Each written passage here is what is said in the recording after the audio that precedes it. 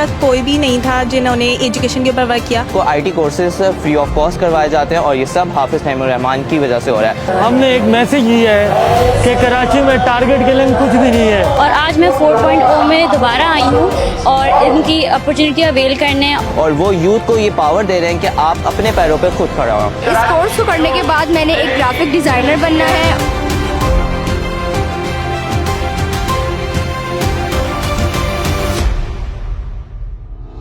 हमने कहा था कि यूथ को हम नौजवानों को आगे बढ़ाएंगे, इनके हाथ में कलम भी देंगे, इनको यकीनी तौर पर हम आगे बढ़ाएंगे और आज ये वादा मुकम्मल हो रहा है। तो हम आपको इंशाअल्लाह उल अजीज जब तक के आप बरसरे रोजगार नहीं हो जाते आपका हाथ नहीं छोड़ेंगे, आपका हाथ थामे रखेंगे और आपकी मदद करेंगे। सारे हालात के अंदर अगर कोई उम्मीद की किरण है तो आप नौजवान हैं जो इस पाकिस्तान के आबादी का 65% है।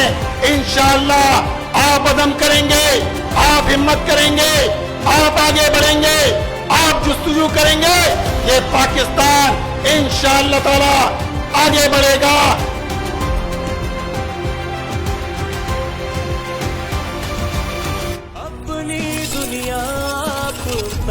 Empowering a new era.